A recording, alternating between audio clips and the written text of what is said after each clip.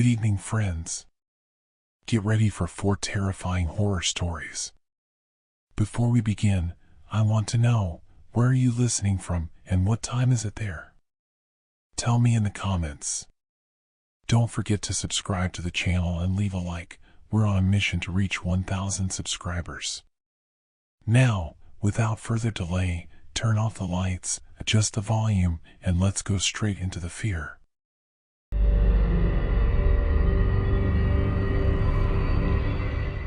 I've been leading Aurora tours in the Alaskan interior for 17 years. That's how long it takes to stop seeing the northern lights as magical and start seeing them as a paycheck. Green curtains in the sky, camera clicks, oohs and ahs from tourists, and $800 parkas who'll be back in Phoenix or Toronto in 48 hours while I'm still here, breathing air so cold it feels like swallowing glass shards. The money's good though. Real good. Especially in January when the darkness stretches 20 hours a day and people pay premium rates for that authentic wilderness experience they saw on Instagram. That's what the Matheson Group wanted, 8 tech executives from Seattle willing to drop $3,000 each for 3 nights of roughing it 60 miles northeast of Fairbanks, past the abandoned mining settlements, past the last cell tower, past anywhere rational people go in the dead of winter. I should have noticed something off about Janet Matheson from the start. She barely spoke during the drive out to the site, just stared out the window of my Suburban at the endless black spruce forest, her breath fogging the glass. Her colleagues joked and took selfies, but Janet kept touching her neck, her collarbone, like she was checking for something. I figured she was just nervous. City people get weird when they realize how truly dark it gets out here, how absolute the silence is when you kill the engine and step out into -30 degrees. We set up camp at the old Cleary Summit site, where prospectors pulled gold from frozen ground a century ago. There's nothing left now except rotted timbers and a few concrete foundations slowly being reclaimed by permafrost. I'd used this spot dozens of times, flat ground, decent sight lines for the auroras, far enough from any light pollution to make the sky look fake, too perfect, like black velvet dusted with broken diamonds. The first night went fine. Textbook. The lights came out around 11 p.m., pale green at first, then intensifying into ribbons of emerald and violet that pulsed across the sky like something alive. Everyone got their photos. I made hot chocolate laced with peppermint schnapps. We were back in our tents by 1 a.m., the temperature dropping to -35, the kind of cold that makes your eyelashes freeze together if you're not careful. I woke up at 3:47 a.m. to screaming. Not the startled yelp of someone seeing a mouse or the nervous shriek of a practical joke. This was primal, lung-shredding terror that cut through 3 layers of sleeping bag and the insulated walls of my tent. I was outside in seconds, headlamp on, bear spray in one hand, satellite phone in the other. Janet's tent was empty, the sleeping bag thrown aside, the zipper ripped open from the inside so violently that the fabric was torn. Her tent mates, Kevin and Sarah, were sitting up, faces blank with shock. She just started screaming, Sarah whispered. Then she was gone. I found Janet's tracks immediately, bare footprints in the snow, heading north into the forest. No coat. No boots. Just footprints getting farther apart, like she was running flat out into the darkness where the temperature could kill you in minutes. The horror of it hit me like a fist. I've seen hypothermia before. I've seen what the cold does to judgment, how it makes people strip naked and burrow into snowbanks thinking they're hot. But this was different. Janet's prints were too deliberate, too straight, like she knew exactly where she was going. I followed them, yelling her name, my headlamp beam slicing through the darkness and catching nothing but spruce trees and her naked footprints. The other clients stumbled after me, their expensive headlamps creating a confusion of shadows. We found her 2 miles out, buried in a snowdrift up to her chest, only her head and shoulders visible. She was still alive. Her lips were blue, her skin waxy and gray, but her eyes were wide open and she was smiling. Not the confused smile of someone losing their mind to the cold, unknowing smile, serene and terrible. When I grabbed her arms to pull her out, she looked at me and said, very clearly, "They called me home." "Can't you hear them singing?" We got her back to camp, wrapped her in every spare sleeping bag, got the portable heater going full blast. She was incoherent, mumbling about voices in the static, about how the ground was singing, about how she finally understood what they wanted. I was on the satellite phone calling for a medevac when I realized she was using words I'd never heard before, rhythmic and guttural, almost like she was reciting something. The helicopter couldn't come until dawn, weather was turning, winds picking up. We had 4 hours to keep Janet alive. 4 hours where she cycled between violent shivering and eerie calm, where she kept trying to crawl out of the tent, kept saying she needed to go back, they were waiting, she'd been called. I thought maybe I was tired.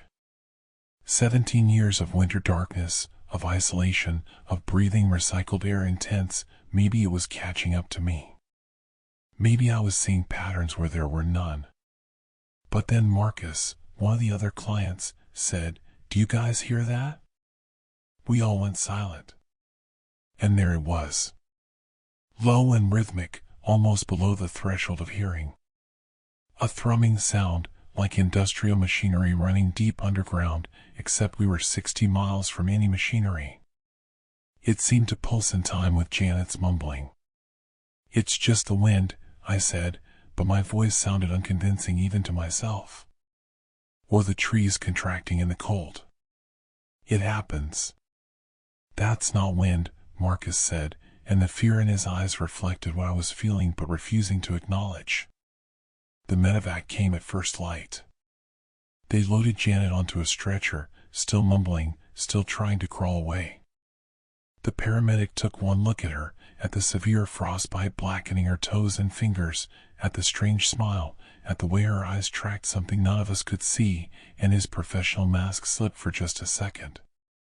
I saw fear there. Recognition, maybe. "You camping at the old Cleary site?" he asked me. "Yeah, why?" He didn't answer, just shook his head and loaded Janet into the helicopter. I should have evacuated everyone right then. Should have packed up and driven back to Fairbanks. But I promised 3 nights, and these people had paid premium rates, and I had a reputation to protect.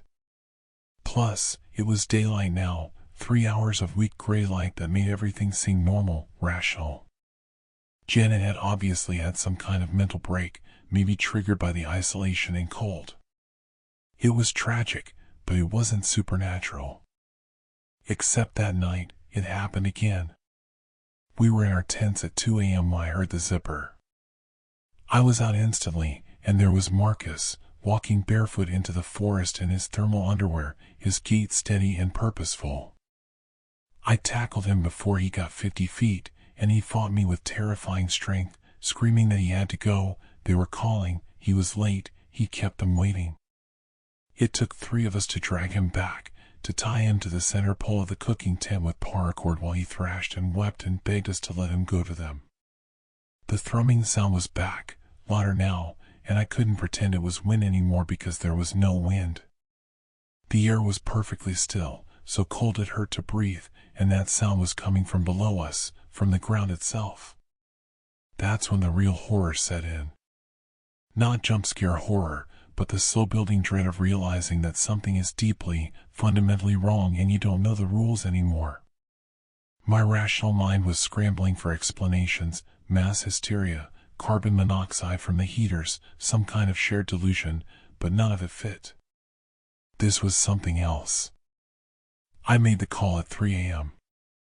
We were evacuating, right now, darkness be damned. We loaded into the Suburban, Marcus still tied up in the back, the other 5 clients pale and silent. I drove back toward Fairbanks with my eye beams cutting through the darkness, going too fast on icy roads, not caring. Just needed to get away from that place, from that sound that seemed to follow us, that seemed to be coming from inside my own skull now. Halfway back, Sarah started laughing. High and manic, the kind of laughter that sounds like crying. You don't get it, she said. You still don't get it. Get what? I snapped, knuckles white on the steering wheel. Why they're calling us home.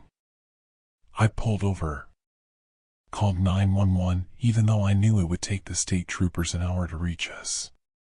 Sat there with my clients, some crying, some catatonic, Marcus still straining against his restraints, and waited for help while that thrumming sound pulsed in my ears like a second heartbeat. The investigation took 3 weeks. They brought in geologists, environmental specialists, even a team from the University of Alaska. What they found made the news, though most outlets treated it like a curiosity rather than a nightmare it actually was. The old Cleary Summit mining site sits on top of a network of fissures in the permafrost, created by a century of industrial excavation and expansion-contraction cycles.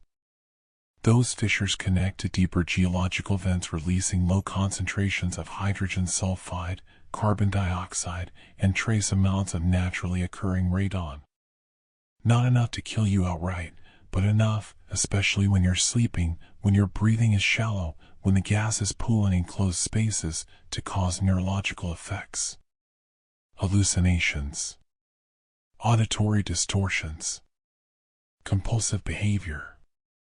The thrumming was real too, subsonic vibrations from underground gas movement, frequencies below 20 Hz that humans can't consciously hear but that create feelings of dread, paranoia, and the sensation of a presence. There's a reason they call it the fear frequency. Janet and Marcus recovered, mostly. The frostbite cost Janet 3 toes and parts of 2 fingers. Marcus spent 6 months in psychiatric care. The other clients settled out of court. I gave them everything I had, shut down my business, and watched 17 years of work evaporate. But here's the thing that keeps me awake at night, the thing that no geologist or psychiatrist can explain away. In the final police report, there was a footnote about the Cleary Summit site. In 1923, 14 miners died there during the winter. They were found in their bunkhouse, dead from carbon monoxide poisoning from a faulty stove, but there was something else. They were all facing the same direction. All positioned like they'd been trying to crawl toward the back wall, toward the deepest part of the mine shaft. And in the margins of their daily logs, recovered from the site, several of them had written the same thing in those final days. Can hear them singing in the deep ground. Says we belong down there. Says it's time to come home. I live in Anchorage now, in a 4th-floor apartment with triple-pane windows. I don't do tours anymore. I work dispatch for a trucking company, regular 9 to 5, fluorescent lights and climate control. But sometimes, late at night when the city is quiet, I can still hear it. That thrumming. That pulse. And I understand now what Janet meant about being called home. The worst part isn't what happened. The worst part is knowing that it's still out there, that sound beneath the frozen ground, waiting for the next person to camp in the wrong spot, to breathe in the wrong mix of gases, to hear the frequency that unlocks something primal in the human brain. The part that remembers when we were prey animals, when we huddled in caves and the darkness held real monsters. I don't sleep well anymore. I take pills for the anxiety, for the nightmares. My therapist says it's PTSD, that I'm processing trauma, that the human mind creates patterns to cope with chaos. But 3 months ago, I got a call from a number I didn't recognize. I almost didn't answer. It was Sarah, one of the clients. She'd found my new number somehow. "Do you still hear it?" she asked, without preamble. Her voice was hollow, dead. I should have hung up. Should have blocked the number. But I'm so tired of pretending. "Yes," I said. "Me too," she whispered. "Every night. Getting louder. I think it's not done with us yet." She hung up before I could respond. I tried calling back. The number was disconnected. Last week, I saw a news article. A body found near the old Cleary Summit site, frozen in the snow. Female, mid-30s, walked away from her car in the middle of the night with no coat, no shoes. They're calling it suicide by exposure, but I know better. It was Sarah. I'm certain of it. And the worst part, the part that fills me with a horror so deep I can barely function, is that I understand why she went. Because the sound is getting louder for me too. Because some nights I wake up with my hand on the doorknob, my bare feet cold on the floor, and I don't remember how I got there. Because part of me, some deep and ancient part, wants to know what's down there in those fissures, in that frozen darkness. Wants to go home. I've been running the milk route out of Seward for 7 years now. For in the morning, every morning, loading up the refrigerated truck with dairy deliveries for the scattered homes along the Resurrection Bay coastline. It's honest work, the kind where you don't have to think too much, just follow the route, drop the crates, collect the empties, move on. In winter, I do the whole thing in complete darkness. Sun doesn't even think about coming up until 9, and by then I'm already halfway back to the depot, thermos empty, radio playing the same 6 songs on loop. Customer number 12 has always been strange. The house sits about 40 minutes out, past the turnoff to Lowell Point, where the road gets narrow and the trees press in close on both sides. It's a 2-story place, painted dark green, with those small windows that make it look like it's squinting at you. The first time I delivered there, 3 years back, there was a note taped to the milk box: if you hear howling, don't get out of the truck. I figured it was a joke. Maybe they had dogs. Alaska people have weird senses of humor about wildlife. But I kept finding that same note, replaced every few weeks. Always the same handwriting, always the same warning. I asked my supervisor about it once. He just shrugged and said the family paid on time, never complained, so who cares if they're a little odd? Fair enough. Then came February 14th. Valentine's Day, though you'd never know it from the blackness pressing against my windshield at 4:47 a.m. I pulled up to number 12, headlights cutting through the falling snow, and immediately knew something was wrong. The front door wasn't just open, it was gone. Completely ripped off the frame. I could see the splintered wood from the truck, jagged pieces hanging like broken teeth. The damage wasn't from the outside in. It was from the inside out, like something had exploded through it with terrifying force. I sat there, engine running, heat blasting, trying to rationalize what I was seeing. Maybe a moose had somehow gotten inside and panicked. It happens, right? Animals do stupid things in the dark. But moose don't rip doors off hinges that way. The destruction was too violent, too complete. That's why I saw the blood. It was splattered across the kitchen floor, visible through the window to the left of the destroyed doorway. Dark and frozen in the sub-zero temperature, it looked like someone had taken a paint roller dipped in rust and gone to work on the linoleum.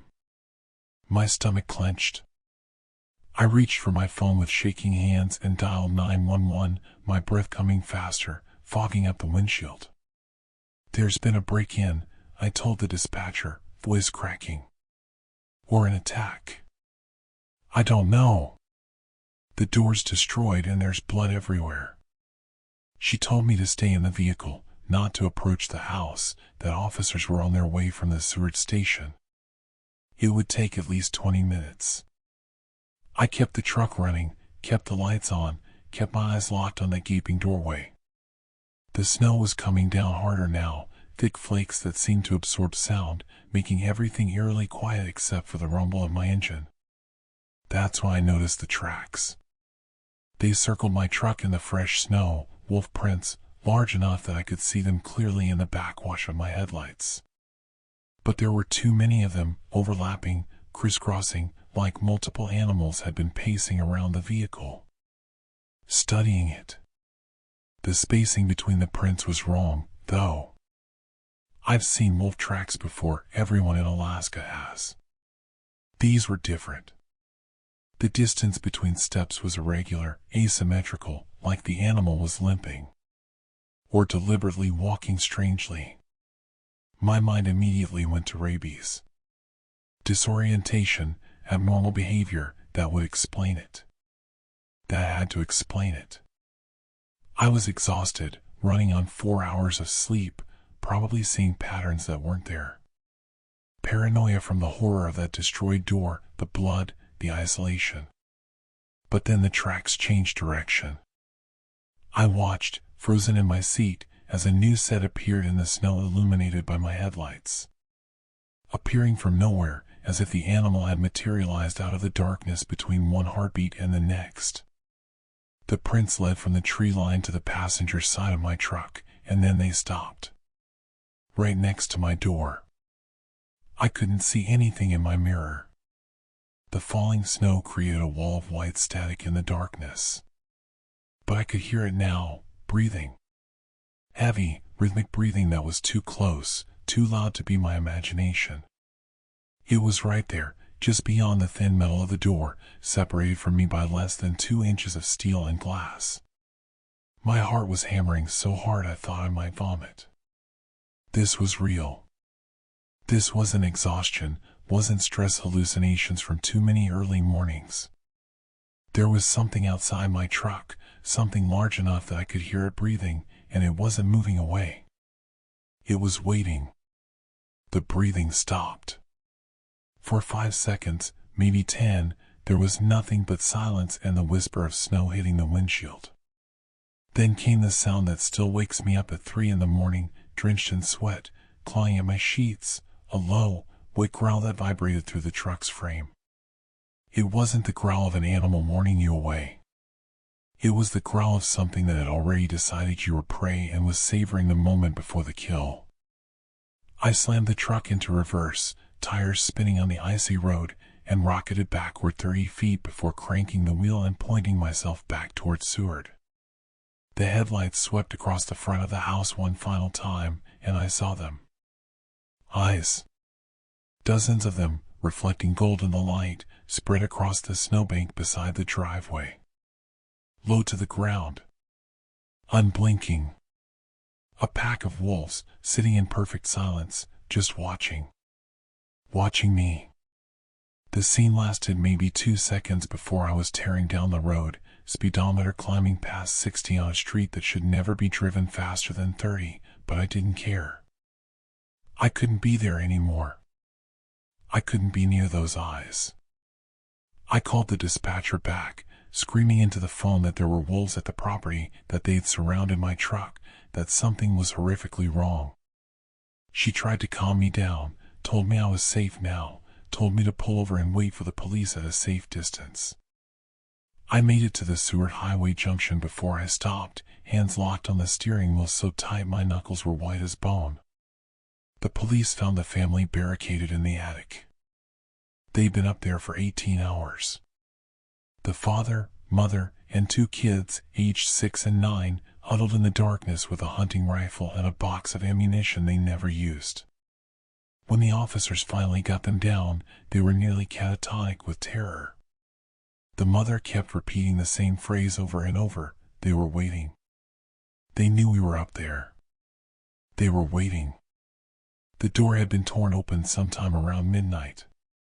The family heard it happen, the screaming of wood and metal giving way, and ran upstairs, barricaded themselves in the only room with a lock.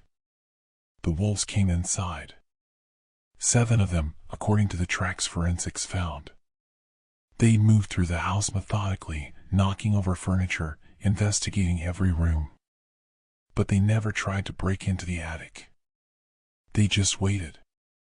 For 6 hours, the wolves stayed in that house. The father described looking down through a crack in the attic floorboards and seeing them in the hallway below, sitting in formation, eyes pointing upward. Not pacing. Not searching for food. Just sitting there, staring at the ceiling, like they knew exactly where the family was hiding and were content to wait them out. When dawn started to break, the wolves left. Single file, out the destroyed front door, disappearing into the tree line without a sound. The Alaska Department of Fish and Game sent a specialist. Dr. Patricia Henneman, a woman in her 50s with gray hair and tired eyes who'd spent 30 years studying predator behavior. She examined the house. The tracks, the blood samples, turned out to be from a snowshoe hare the wolves had killed and brought inside, like some kind of offering. Her official report called it extremely atypical behavior consistent with a pack in advanced stages of starvation, though she admitted privately that the coordinated nature of the home invasion was unprecedented in documented Alaskan wolf activity. Starvation. That was the explanation. They were just hungry. Desperate animals doing desperate things. But hungry animals don't wait for 6 hours without trying to access their prey. Hungry animals don't sit in formation, staring at a ceiling, exhibiting what the father described as patience. And hungry animals don't circle a delivery truck at 4:47 in the morning, testing it, their footprints suggesting a deliberate mimicry of injury to appear less threatening before revealing their true intent. I filed a workers' compensation claim for psychological trauma. My supervisor was sympathetic, told me to take all the time I needed. I spent 3 weeks in my apartment in Anchorage, barely sleeping, jumping at every sound. My girlfriend moved out after I installed 6 deadbolts on the front door and started keeping a baseball bat next to the bed. She said I wasn't the same person anymore. She was right. The therapist diagnosed me with acute stress disorder transitioning into PTSD. She prescribed medication for the panic attacks that hit me every time I saw a dog, even someone's golden retriever at the grocery store. The pills made everything fuzzy, like I was experiencing life through frosted glass, but at least I could function. At least I could leave my apartment. I got a new job at a commercial laundry facility in Anchorage. No windows in the work area, just rows of industrial machines and the constant thunder of dryers. I work the day shift now, 9 a.m. to 5 p.m. I never drive alone. I sold my car and take the bus everywhere, because being alone in a vehicle makes my chest constrict so tight I can't breathe. But the worst part, the thing that haunts me more than the memory of those eyes or that wet growl or the sound of breathing next to my door, is what Dr. Henneman told me off the record, 6 weeks after the incident. We met for coffee at a place downtown. She looked like she hadn't slept well either.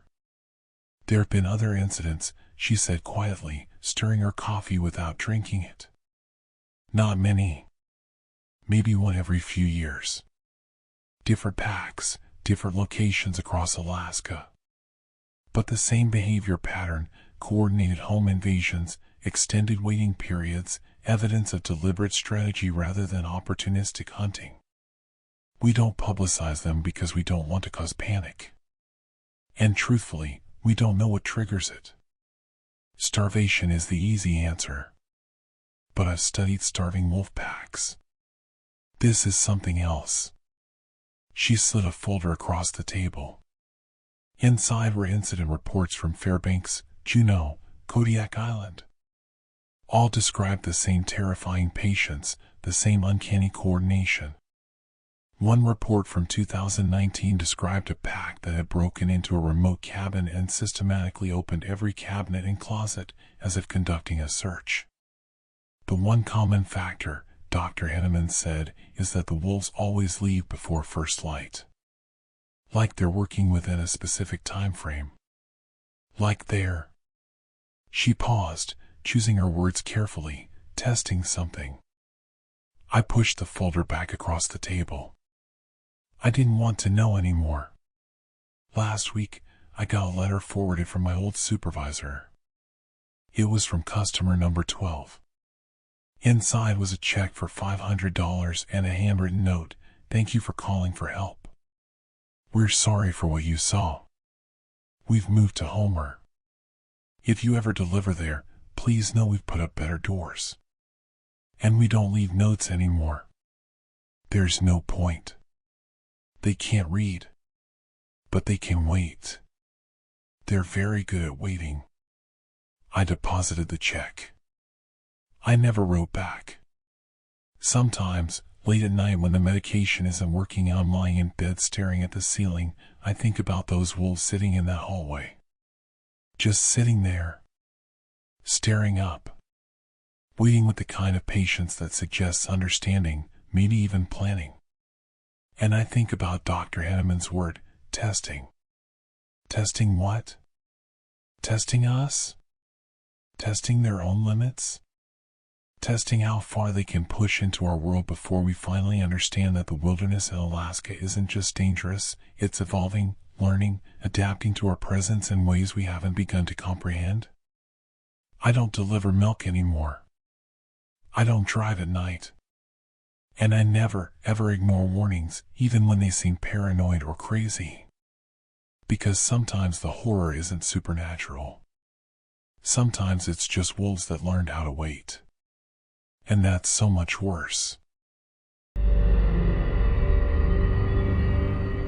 The fluorescent lights in the emergency department of Providence, Alaska Medical Center hum at a frequency that gets inside your skull after about hour 3 of your shift. By hour 8, you don't even notice it anymore. That's the thing about working nights in a hospital. You learn to tune out the constant assault of sounds, smells, the low-grade suffering that permeates every corner of the building. I've been a nurse here for 12 years. The 11 p.m. to 7 a.m. shift pays better, and honestly, I prefer the darkness. Fewer administrators. Fewer family members demanding updates. Just patients, problems, and the quiet efficiency of a skeleton crew that knows what they're doing. January in Anchorage is brutal. The sun makes a weak appearance around 10 in the morning and gives up by 3:30. Most people don't understand what the kind of darkness does to you, not just the cold, but the psychological way of living in perpetual twilight. Seasonal depression hits hard up here. We see it in the ER constantly. But what started coming through our doors in the second week of January wasn't depression. It was terror. The first patient arrived on January 9th, around 1:30 a.m.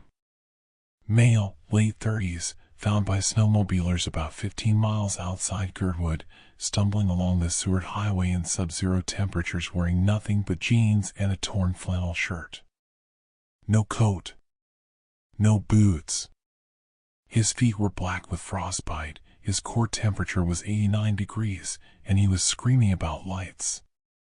They were waiting in the trees, he kept saying, teeth chattering so violently I could barely understand him. I followed the lights and they were waiting. We get hypothermia cases all the time, hikers who misjudge the weather, drunks who pass out outside bars, homeless folks with nowhere warm to sleep. Standard protocol, warm them slowly, treat the frostbite, psych consult if they're agitated. But when we cut his clothes off to get heated blankets on him, Dr. Reeves called me over to look at his back. 5 parallel lacerations ran from his right shoulder blade down to his left hip. Deep enough to need stitches, precise enough to look almost surgical. The spacing was perfect, exactly 2 inches between each cut. The wounds were clean, no tearing, no ragged edges. Like something with 5 blades had dragged across his skin with controlled pressure. Animal attack? I asked, already reaching for the rabies protocol kit. Dr. Reeves shook his head slowly. I've never seen claw marks this uniform. Bears tear. Wolves bite and shake. I don't know what this is. The patient, his name was Marcus Dowell, a hunting guide from Cooper Landing, wouldn't tell us what happened. Every time we asked, he just started hyperventilating and begging us not to turn off the lights. We sedated him, treated the wounds, and admitted him to the psych ward for observation. His blood work came back clean for drugs and alcohol. The official report listed the injuries as lacerations from unknown source, possibly wilderness trauma. 3 days later, a woman came in with the same wounds. Same placement, same spacing, same horrifying precision. She was a wildlife photographer from Seward who'd gone out to shoot the aurora. She described following dancing lights off the trail near Exit Glacier, thinking they were other photographers' headlamps. When she got close, she realized the lights weren't attached to anything. They were just hovering there, about 6 feet off the ground, swaying slightly like they were breathing. I knew I should run, she whispered, her voice hoarse from screaming. But I couldn't move. They came closer and I saw what was making the lights. Eyes. Dozens of eyes, reflecting something I couldn't see. And then I felt the pain, like someone had raked hot knives down my back, and I just ran. I ran for hours. I don't even know how I got back to my car. The pattern continued. By January 23rd, we'd admitted 7 patients with identical injuries. All from different locations: Whittier, Hope, Moose Pass, even one from as far north as Talkeetna. All described the same phenomenon: mysterious lights in the wilderness, an overwhelming compulsion to follow them, and then the attack. The wounds were always on the back, always 5 parallel lines, always deep enough to scar but not deep enough to kill. The Alaska Department of Fish and Game sent a specialist to interview the patients. I sat in on a few sessions. The guy's name was Robert Chen, a wildlife biologist who looked like he hadn't slept in a week. He asked detailed questions about the lights, the environment, the time of day. He took samples of the wounds, photographed the scars, measured the spacing with calipers. His conclusion was wolverine attacks. Wolverines are known for their aggression and unusual hunting patterns, he explained to our staff during a briefing. These attacks show evidence of gullo claw structure, 5 digits, semi-retractable claws, significant force capacity. The victims likely encountered a particularly aggressive individual, possibly rabid or protecting a food cache. But wolverines are solitary animals. They don't coordinate attacks. They don't appear in Whittier and Talkeetna on the same night, 200 miles apart. And they definitely don't create mysterious floating lights that lure people off trails. I said as much to Dr. Reeves during a cigarette break behind the hospital at 4 a.m., both of us too wired to sleep despite being 12 hours into our shifts. You think it's something else? He asked, exhaling smoke that immediately crystallized in the -15-degree air. I think 7 people don't hallucinate the same thing, I said. I think there's a pattern here that nobody wants to acknowledge because it doesn't fit into a neat biological explanation. He looked at me with those tired, kind eyes that had seen too much suffering to dismiss anything outright. What do you think it is? I didn't have an answer then. I wish I still didn't have an answer now. Patient number 8 arrived on January 27th. His name was Thomas Brightwater, a 52-year-old contractor from Wasilla. He came in with the same wounds, same story, but he was different from the others. He wasn't scared. He was angry. There's something out there that shouldn't exist, he said while I cleaned his lacerations. Something that's learned how to hunt us. And everyone's pretending it's just animals being animals. You saw what attacked you? I asked, keeping my voice neutral, professional. No. That's the thing. I never saw it. The lights came first. I thought they were headlamps from other ice fishers on Big Lake. I walked toward them to say hello, ask if they were having any luck. But as I got closer, the lights spread out. Surrounded me. And I realized they weren't lights at all. They were reflections. Something was out there in the darkness, circling me, and their eyes were catching light from somewhere. But there was no light source. Just reflection. He grabbed my wrist suddenly, hard enough to hurt. How do eyes reflect light when there's no light to reflect? I didn't have an answer. I finished bandaging him and moved on to the next patient, but his question burrowed into my brain like a parasite. The CDC got involved after patient number 11. Federal resources, hazmat protocols, the whole apparatus of disease control descending on our little ER like we were ground zero for the next pandemic. They interviewed every patient, took tissue samples, analyzed the wounds under electron microscopes. They found traces of saliva in the lacerations. Genetic testing confirmed it was from Gullo Gullo, the wolverine. Isolated incidents of opportunistic predation, the CDC report concluded. No evidence of coordinated behavior or epidemiological concern. Recommend standard wildlife awareness protocols and continued monitoring. Isolated incidents. 7. No, by then it was 13 people attacked in the same way, describing the same lights, developing the same psychological trauma. Isolated. That's when the suicide started. Marcus Dowell, our first patient, hung himself in his apartment on February 3rd. Left a note that just said, "I can't stop seeing the lights. They're in my dreams. They're waiting for me to come back." The photographer slit her wrists in a bathtub on February 9th. No note. Thomas Brightwater walked into the woods outside Wasilla on February 12th and was found frozen to death 3 days later, his footprints showing he'd walked in circles for hours before sitting down in the snow to die.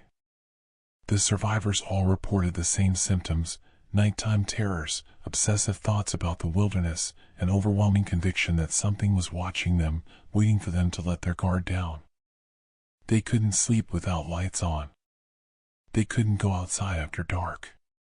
Several developed agoraphobia so severe they couldn't leave their homes even during the day. I started having nightmares around February 15th. Dreams of walking through snow toward lights that danced and swayed, feeling something massive moving parallel to me in the darkness, just beyond the range of vision. I'd wake up at 2 p.m., I was sleeping during the day now, couldn't handle the darkness anymore, drenched in sweat, convinced there was something in my bedroom closet. I told myself it was just stress.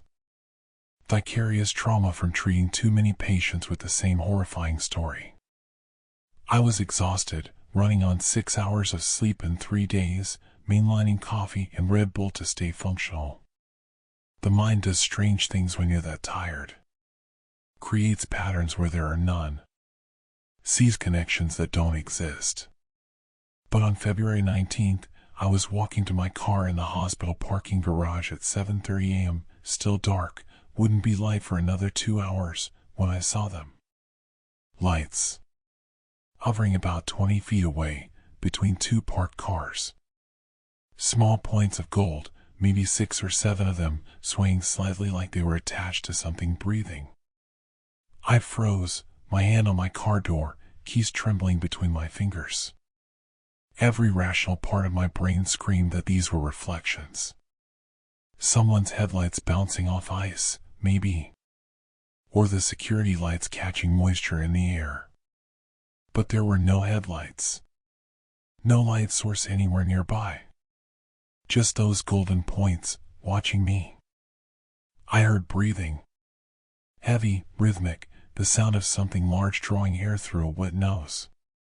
The smell hit me a second later, musky, wild, like rotting meat and animal fur. My legs wouldn't move. I was paralyzed, watching those lights sway closer, hearing whatever made them moving between the cars with surprising silence for something that big. Then my phone rang. The sound shattered the moment. The lights vanished, not faded, not moved away, just vanished like they'd never been there. I threw myself into my car, locked the doors, and sat there shaking for 20 minutes before I could even turn the key in the ignition. I called in sick for 3 days. Spent them in my apartment with every light on, curtains closed, a kitchen knife on the nightstand. I knew I was losing it. I knew this was exactly how the patients had described feeling, the paranoia, the hypervigilance, the absolute conviction that something impossible was hunting them. But knowing something is irrational doesn't make it feel less real when you've seen those lights yourself, smelled that smell, heard that breathing in the darkness. On the 4th day, I went back to work. I requested a transfer to the day shift. They asked why. I told them I needed a better sleep schedule, better work-life balance. They approved it without question. High turnover on night shifts, always desperate for day coverage. I see a therapist twice a week now. Dr. Sarah Muneen, a calm woman in her 60s who specializes in trauma. She diagnosed me with acute anxiety disorder and PTSD, prescribed Xanax and Zoloft, taught me breathing exercises and cognitive behavioral techniques. The medication helps. I can function. I can work. I can leave my apartment. But I can't go outside after dark. I can't be in places without multiple exits and bright lights. I can't look at the woods without feeling my chest constrict, without hearing that breathing, without seeing those golden lights swaying in the darkness behind my eyes. Last week, Dr. Chin called me. The wildlife biologist. He asked if we could meet for coffee. Said he had something he needed to tell someone, and I was the only person at Providence who'd question his findings. We met at a Starbucks in Midtown Anchorage at noon, bright, public, safe. He looked worse than I remembered. Thinner. Dark circles under his eyes like bruises. The CDC report was bullshit, he said without preamble. I mean, the saliva samples were real. It was Wolverine DNA. But the behavior pattern, the coordinated nature of the attacks, the lights. He ran his hands through his hair. I've been tracking Wolverine populations in Alaska for 18 years. They're solitary, territorial, aggressive, but predictable. This isn't predictable. This is something else. What do you mean something else? I asked, even though part of me didn't want to know. He pulled out a tablet, showed me a map of Alaska with red pins marking attack locations. They formed a pattern, not random, but following a specific geographic progression, moving south from the interior toward the coast in a deliberate sweep. I found 23 other cases going back 5 years, he said quietly. Same wounds, same descriptions of lights, same psychological aftermath. The attacks come in waves, clustered in winter months, moving through different regions like something is systematically hunting. And here's the thing that made me question everything I know about animal behavior. The victims all reported feeling compelled to follow the lights. Not curious. Compelled. Like they couldn't resist even when their rational mind was screaming danger. What could do that? I whispered. I don't know. That's what terrifies me. Because the only explanations that fit are either mass hallucination, which doesn't explain the physical wounds, or something exhibiting predatory behavior far more sophisticated than any documented Alaskan wildlife. Something that's learned how to use bioluminescence or light refraction to lure prey, that hunts in coordinated groups, and that leaves victims alive but psychologically destroyed. He leaned closer, and I could smell coffee and fear on his breath. The CDC shut down my investigation. Told me to stop looking for patterns. Said I was feeding into public hysteria and damaging Alaska's tourism industry. But I can't stop, because whatever this is, it's still out there. And it's getting bolder. That was 6 days ago. Dr. Chin stopped answering his phone 2 days later. His colleagues say he took emergency leave for personal reasons. I don't believe them.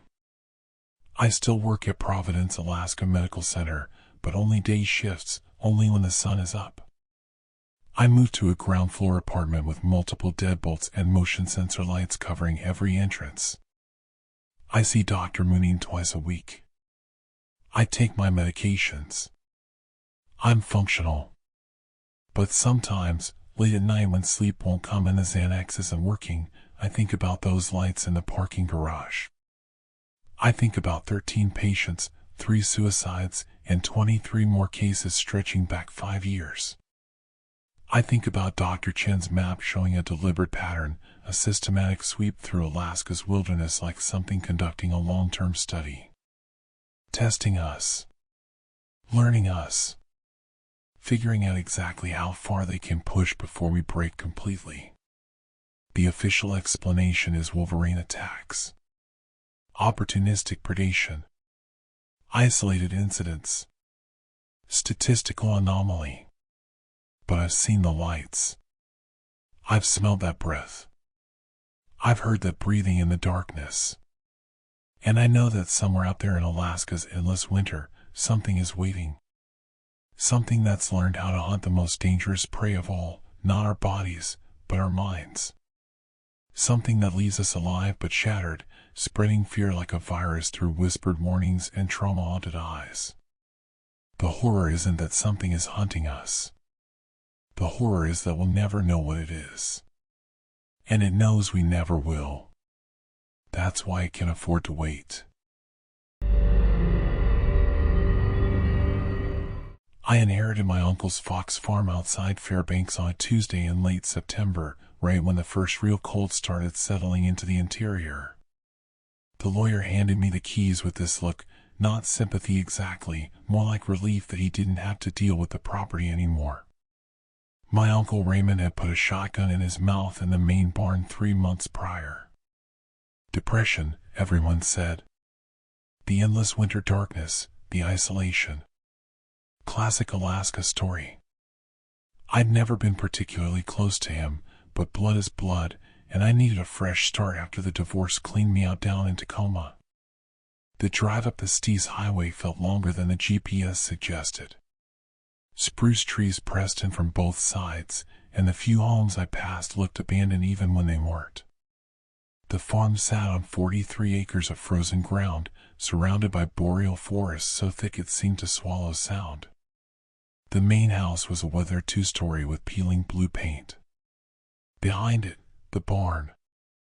And stretching beyond that, row after row of chain-link pens, industrial-sized enclosures that held nearly 300 Arctic foxes bred for their pelts.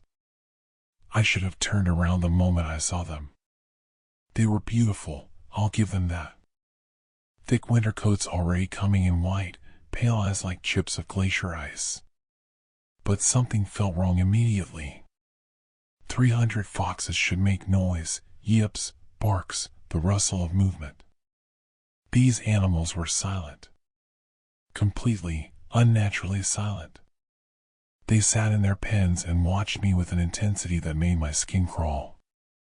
Not the way a dog watches, hoping for food or affection. This was different. Calculating. Patient. I told myself it was just stress. The 12-hour drive, the weight of Raymond's death, the overwhelming responsibility of managing a business I knew nothing about. I was tired. That's all. The house still smelled like him, cigarettes and coffee and something earthier I couldn't place. His belongings were everywhere, untouched since his death. Dishes in the sink. Reading glasses on the kitchen table. A half-finished crossword puzzle. The master bedroom felt too personal, so I took the smaller room upstairs. That first night, I fell asleep to absolute silence. No traffic noise, no neighbors, no animal sounds. Just the occasional creak of the house settling in the cold.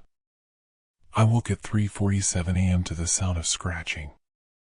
At first, I thought it was branches against the window. The wind had picked up, pushing the temperature down towards 0. But the scratching was too rhythmic, too deliberate. I sat up, heart hammering, and looked toward the window. 5 foxes stood on their hind legs on the other side of the glass, front paws pressed against the pane. They weren't scratching to get in. They were just standing there, watching me. Their eyes caught the moonlight and reflected it back like polished stones. I lurched out of bed and they dropped to all fours immediately, vanishing into the darkness so fast I questioned whether I'd actually seen them. Just tired, I told myself. Dreaming with my eyes open.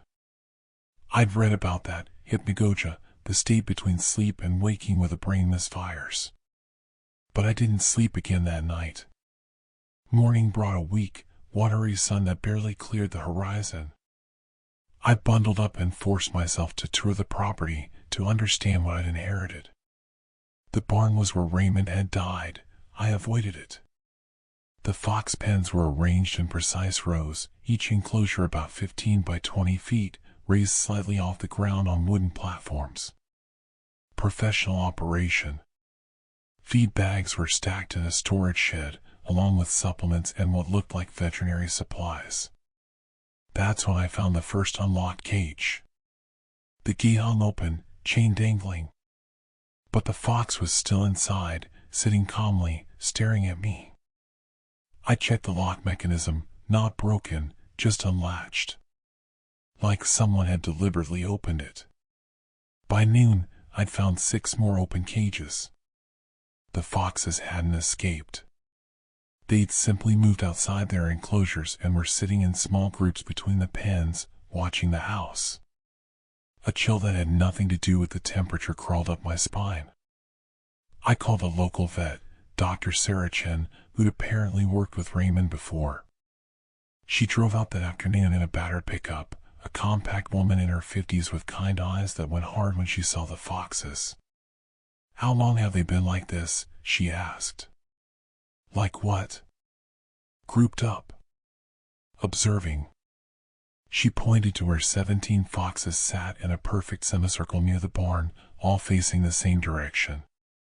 Toward us. "I just got here yesterday. Is this normal?" She didn't answer right away. We walked the pens together and she examined the open gates with growing concern. "Raymond called me about 2 weeks before he died," she finally said. "Wanted me to come out and euthanize the whole stock. All of them. Said they were sick, dangerous. I told him I needed to see proof of disease first, that I couldn't just kill 300 animals without cause. What was wrong with them? That's the thing, physically, nothing. I ran tests on 6 animals he brought in. Perfect health. Better than perfect, actually. Enhanced muscle development, increased bone density, neurological activity off the charts." She paused. I told him it was probably the supplements he was using. He'd been giving them some kind of enhanced feed mix, trying to improve pelt quality.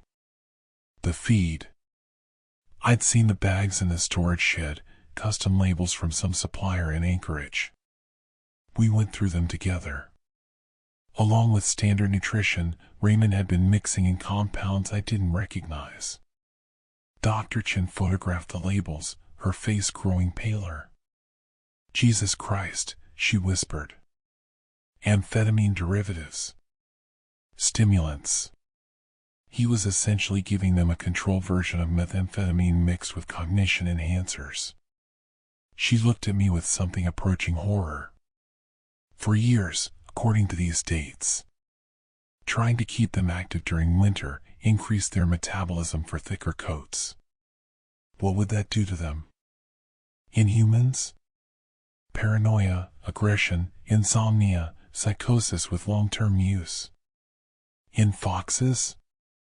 She gestured helplessly. "They're already intelligent, problem-solving animals.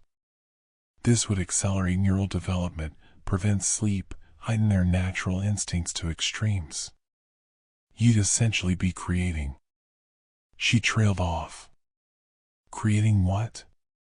"Something that isn't quite a fox anymore." I felt my stomach drop. "Can we just stop feeding them the mix?" "Withdrawal would be worse. They're addicted. Their brain chemistry has been fundamentally altered." She looked out at the watching animals. "Raymond knew what he'd done. That's why he wanted them destroyed. That's why he—" She didn't finish, but she didn't need to. That night, I sat in the living room with every light on, a hunting rifle across my lap that I'd found in Raymond's closet. I'd never fired a gun in my life. Through the windows, I could see shapes moving in the darkness. Dozens of them, circling the house at a distance. Patient. Waiting. I started going through Raymond's papers, desperate for answers. His office was a disaster of unpaid bills and farming journals, but wedged in the back of a drawer, I found a spiral notebook. a diary of sorts. The entries started normal enough, notes about feed ratios, breeding schedules, market prices for pelts. But as the months progressed, the handwriting deteriorated. October 15th, the vixens opened 3 latches today. I watched them work the mechanisms with their paws. Tested different configurations. They're learning. November 2nd, found them arranged in patterns in the snow. Geometric. Can't be random. Changed all the locks. December 8th, they don't sleep. I stay up watching on the cameras. Neither do I anymore. Can't. They're waiting for something. January 19th, one got into the house. Don't know how. Found it in the kitchen, sitting on the counter, staring at my bedroom door. It didn't run when I came down. Just stared. I shot at it and missed. It left through a window I swear was closed. February 4th, they're teaching each other. Pack hunting behaviors, but more coordinated. They move like one organism. I see them watching me through the windows at night. All of them. Sometimes I think they're inside my head. The entries became more frantic, more paranoid. Or what I thought was paranoid. February 28th, Sarah thinks I'm crazy. Maybe I am. But I can hear them scratching in the walls. They've learned the house. Every entrance. Every weakness. They're patient. Smarter than me. March 15th, I understand now. They don't need me anymore. They've been waiting for me to realize. The farm is theirs. I'm the one in a cage. The final entry was dated 3 days before his death. March 22nd, they're inside. They've always been inside. I fed them poison and they turned into something else. Something I can't undo. If anyone reads this, burn it all. Burn them. They can't leave here. They can't. The power went out. The sudden darkness was absolute, suffocating. My hands shook so badly I nearly dropped the rifle. Outside, I heard movement. Not random, not scattered. Synchronized. The sound of dozens of bodies moving together, getting closer. I fumbled for my phone, turned on the flashlight. The battery was at 8%. Through the window, I saw them. Pressed against the glass on all sides of the house, standing upright, dozens of pale faces with glittering eyes. Not trying to break in. Just watching. Waiting for me to understand what Raymond had understood. The scratching started in the walls. Not outside, inside. In the crawl space, in the attic, under the floorboards. They'd found ways in while I'd been distracted, while I'd been reading, while I'd convinced myself this was all paranoid delusion. The sound moved through the house like water, surrounding me. I ran for the front door, rifle forgotten. Yanked it open and immediately fell back. They piled themselves into a wall of bodies, blocking the exit. Not attacking, not aggressive. Simply preventing me from leaving. When I stumbled backward, they didn't pursue. They held their positions. I tried every exit. Every door, every window. Each one was blocked by the silent, staring animals. My phone died as I was trying to call for help. That's when I heard the sound from the basement. The door hadn't opened yet, hadn't wanted to see where Raymond had prepared the animals for slaughter. Heavy, deliberate footsteps coming up the stairs. But foxes don't make sounds like that. I backed into the kitchen, grabbing a knife from the counter, my breathing ragged. The basement door creaked open. Dr. Chen stepped out. "I'm sorry," she said quietly. She looked exhausted, older than she had that afternoon. "I should have come sooner. Should have stopped him years ago." What the fuck is happening? They called me the foxes. She laughed, but it was broken, horrible. That sounds insane, doesn't it? But they did. They're in my head now too. Have been since I first examined them 2 years ago. The compounds in the feed, they shed them in their breath, in their dander. Microscopic amounts, but cumulative. It builds up in your system. My legs went weak. No, that's not. You've been breathing it since you got here. Concentrated doses, worse than what I got. The paranoia you're feeling? The hyper-awareness? That's the beginning. She moved closer and I saw her pupils were dilated, black pools ringed with thin color. They don't want to hurt us. They want us to understand. To be part of the pack. You're insane. Raymond fought it. Tried to maintain himself as human, as separate. That's why it broke him. She gestured to the windows, where the foxes continued their vigil. But if you accept it, if you let them in, it's actually beautiful. They're so intelligent now. So aware. They've transcended what they were. I lunged past her, made it 3 steps toward the back of the house before my legs gave out. The knife clattered from my hand. My heart was racing, thoughts fragmenting, and I could hear something underneath my own panic, a rhythm, a pattern, like dozens of voices speaking in unison. Dr. Chen knelt beside me. The feed is in everything now. The water system, the air circulation. Raymond contaminated the whole property trying to wean them off. You've been dosing yourself without knowing. Fighting it will only make it worse. I tried to speak, but my jaw was clenched too tight. My vision swam. Let go, she whispered. They're waiting for you to let go. I don't remember much after that. Fragments, being helped down to the basement, seeing what Raymond had really been doing down there. The notebooks, the failed experiments, the desperate attempts to reverse what he created. Seeing the truth of what the foxes had become, what I was becoming. They found me 3 weeks later, after Dr. Chen stopped showing up for her other appointments and someone finally came looking. I was in one of the pens, curled up with 17 foxes, all of us sleeping in a pile. I tried to explain to the police, to the psychiatrists, to anyone who would listen. But the words came out wrong, too fast, overlapping. They said it was acute amphetamine psychosis from environmental contamination. The farm was condemned, the foxes destroyed. They put me in Providence Psychiatric in Anchorage for 4 months.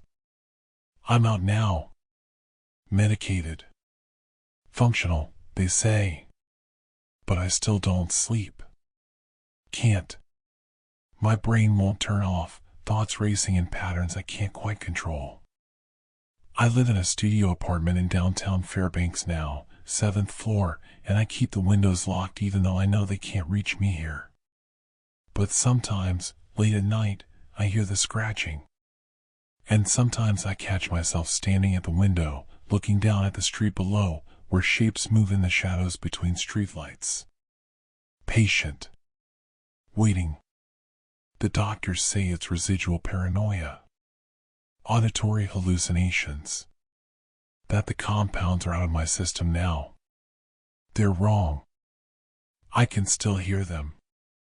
The pack. Calling me back. And the worst part, the part that keeps me awake, staring at the walls, pulling at my hair until my scalp bleeds, is that I want to go. Some rewired part of my brain wants to go back to that farm, to that basement, to curl up in the dirt with them and finally understand what Raymond understood in those last moments before he chose the shotgun instead. That we were never the ones farming them.